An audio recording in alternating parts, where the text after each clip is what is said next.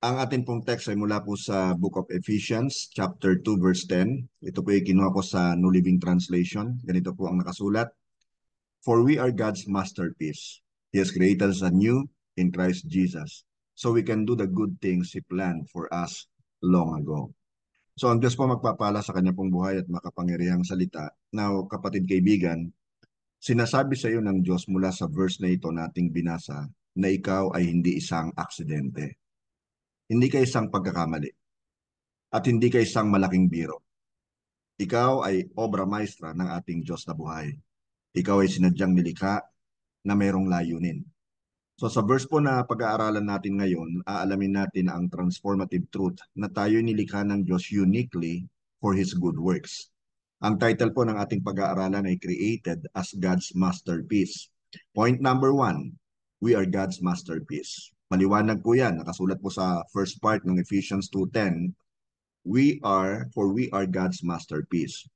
Ang book po of Ephesians ay isinulat ni Apostle Paul para sa mga Kristiyano sa Ephesus. Binibigyan din ng aklat po na ito ang pagkakaisa ng mga mananampalataya at ang bago nilang pagkakakilanlan kay Kristo, yung kanilang new identity in Christ. Yung salita pong masterpiece, actually galing po yan sa Greek word na poema, na ang ibig sabihin ay work of art or a creation. Nangangahulugan po na ito na tayo po'y intricately and wonderfully made by God. Binibigyan din ni Paul ang intensyon at pangangalaga ng Diyos nang likhain niya ang bawat isa po sa atin. Hindi tayo basta-basta. Hindi tayo alaswerte lamang na sumulpot, kundi sinadyang nilikha at dinisenyo ng ating masterful creator. So you are God's masterpiece. Always remember that. So ang pagkakaunawang ito ay dapat magbigay sa atin ng sense of worth and purpose. Ang pagkilala na ikaw ay masterpiece ng Diyos o obra maestra niya ay magpapabago ng tingin mo sa iyong sarili at siyempre sa iba. Tinatawag tayo ng verse na ito na yakapin po ang ating kakaibang gifts and talents at gamitin na itin ito for the glory of God. Kapag titingnan po natin ang ating mga sarili through the eyes of God, mas ma-appreciate po natin ang ating kahalagahan at ang kahalagahan din ng iba na magpapaunlad ng pagkakaisa at pag-ibig sa loob po ng katawan ni Kristo or body of Christ. Basahin po natin yung nakasulat sa Psalm 139 verse 14. Sa NIV naman po. Sabi rito ni King David, I praise you because I am fearfully and wonderfully made. Your works are wonderful. I know that full well. Sa Psalm 139, pinupuri po ni David ang omniscience and omnipresence ng Diyos. Namamangha si David sa lalim ng pagkakakilala ng Diyos sa kanya, mula nang siya ay ipaglihi pa lamang ng kanyang ina hanggang sa kasalukuyan ng isinulat niya po ito. Ang salita pong wonderfully ay galing po sa Hebrew word na pala. Ang ibig nitong sabihin, kahanga-hanga o katangi-tangi. Hina-highlight naman po nito ang kakaiba at special na paglikha ng Diyos sa bawat isa sa atin. So naway ma-encourage po tayo ng verse na ito na i-celebrate ang kakaiba, komplikado at intentional na disenyo sa iyo ng Diyos. Tanggapin at yakapin mo kung sino ka at mabuhay kang confident in the knowledge that you are fearfully and wonderfully made. Let's go to point number 2. We were created anew in Christ Jesus. Sa second part po ng ating text, Ephesians 2:10, He has created us anew in Christ Jesus. So, again, sa second part na ito ng verse na 2:10, actually, binabanggit ni Apostle Paul ang transformative power ng salvation sa pamamagitan po ni Kristo Jesus. Ang pagiging bagong nilikha o created anew ay nangangahulugan ng radical na pagbabago na mangyayari kapag tinanggap mo si Jesus bilang iyong Panginoon at tagapagligtas.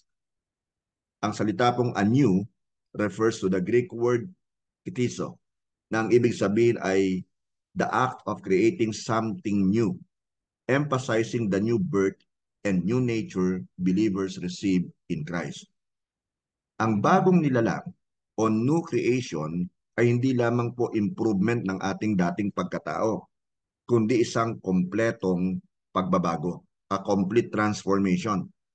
Nangangahulugan po ito na ang ating mga nakaraang kasalanan at pagkabigo do not define us. Sa halip, tayo po'y ginawang bago at binigyan ng bagong simula kay Kristo. Ang mamuhay bilang isang bagong nilalang kay Kristo ay nangangahulugan na i-let go na po natin ang ating mga past mistakes, past sins, at tanggapin natin ang bagong identity na ibinigay sa atin ng Diyos. Mag-move on na po tayo. Binibigyan tayo nito ng kapangyarihan upang isagawa ang good works na inihanda niya para sa atin with confidence and joy. We are called to live out this transformation daily, thereby reflecting God's love or Christ's love and grace in all we do. Sa 2 Corinthians 5:17, sa New Living Translation, this means that anyone who belongs to Christ has become a new person. The old life is gone, a new life has begun. Ang Greek word ng new is kainos, indicating naman po something unprecedented. Ibig sabihin wala pa pong kakagawa or fresh. Okay? Now, pinatitibay po at pinalalakas nito ang konsepto ng total transformation. Sa halip na isinasaayos lamang o kinukumpuni lang, nire-repair lang ang dating pagkatao. So total transformation po ang pinag-uusapan natin dito. Bilang mga bagong nilalang, tinawag po tayo ng Diyos na mamuhay ng may kabanalan at hindi dapat umaayon sa takbo ng sanlibutan. Remember Romans chapter 12 verse 2? Di ba? Huwag tayong aayon sa takbo ng sanlibutan nito. Now, let this verse inspire you to walk in the newness of life, leaving behind the old and of course embracing the new. Now, point number 3, we were created to do the good things God planned for us. Yung last part po ng Ephesians 2:10, nakasulat, so we can do the good things He planned for us long ago. Nagtatapos po si Paul sa verse na ito sa pagbibigay diin sa layunin po ng ating pagiging bagong nilikha kay Kristo. Tingnan naman po natin ang mga salitang good works. Ano? Ito po ay galing actually sa Greek word na ergon. Ito po ay tumutukoy sa mga mabubuting gawa at binibigyan din po nito ang ating pananampalataya o na ang ating pananampalataya ay dapat nating ipamuhay sa pamamagitan ng tangible expressions of love and service. Nilikha po tayo ng Diyos para sa mabubuting gawa na inihanda niya noong una pa man upang gawin po natin. Kapatid kaibigan, pakatandaan mo sana itong mabuti. Nilikha ka ng Diyos at ang buhay mo ay mayroong banal na layunin. Ang mabubuting gawa na ito ay hindi basihan ng iyong kaligtasan, kundi patunay na ikay ligtas na. Madalas ko na po itong nababanggit sa inyo. Tayo po'y naligtas dahil sa kagandahang loob ng Diyos para maglingkod at luwalhatiin ng Diyos sa pamamagitan po ng ating mga gawa. Ang pagtuklas po at paggawa ng mabubuting bagay na inihanda ng Diyos para sa atin ay nangangailangan ng paghanap sa kalooban ng Diyos at pagiging attentive sa mga pagkakataong inilatag niya sa atin pong harapan.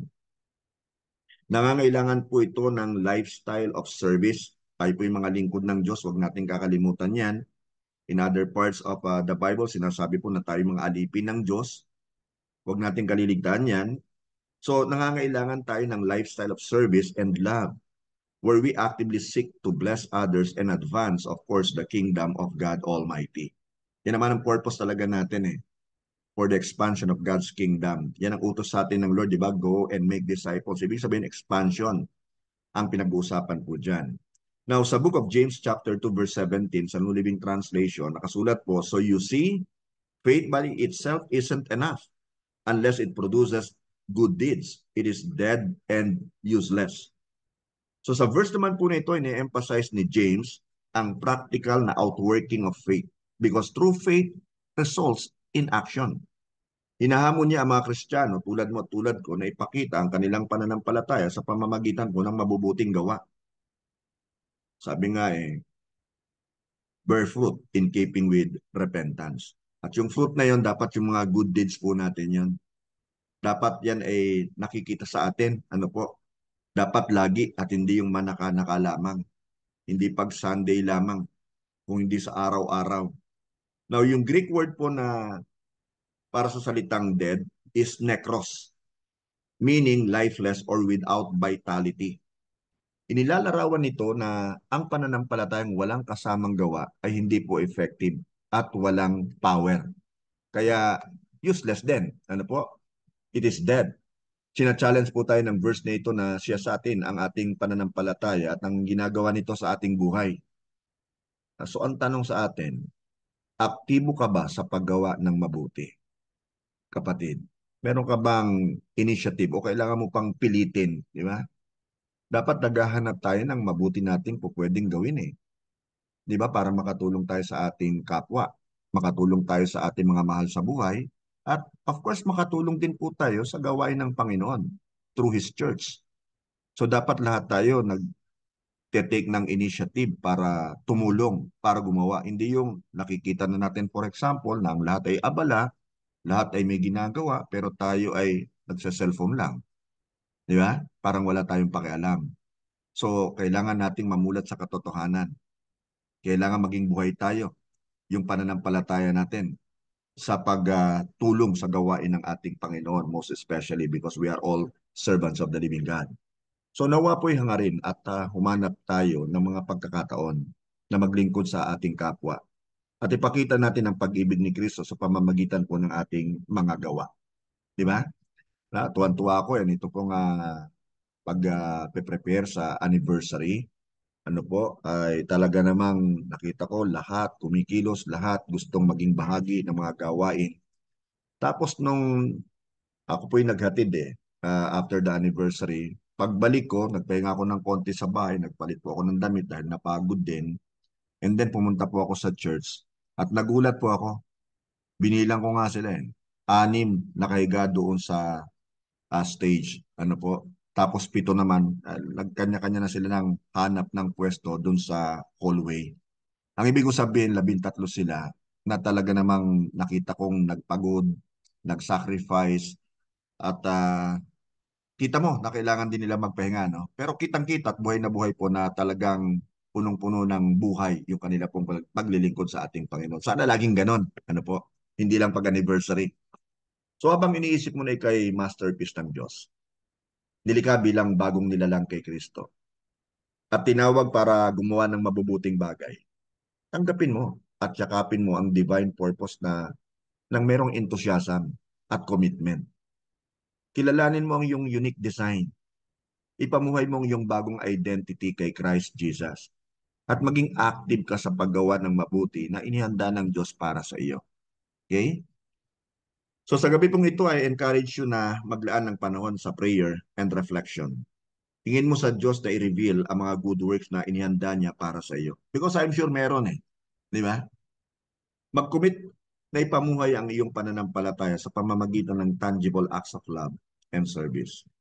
Hayaan mong matransform ng pagkakaunawang ito ang iyong buhay at magkaroon ka ng impact sa mga taong nasa paligid mo. Huwag ka nang lumayo. Di ba? Naway, ma-inspire tayong lahat na tuklasin at isakatuparan po ang ating God-given purpose. Mabuhay bilang kanyang masterpiece sa mundo nating labis na nangangailangan ng kanyang pag-ibig. Amen? So tayo po ay magpasalamat sa Diyos at tayo po ay kanyang pinili at tayo po ay kanyang hinirang upang kanyang maging lingkod. Hallelujah.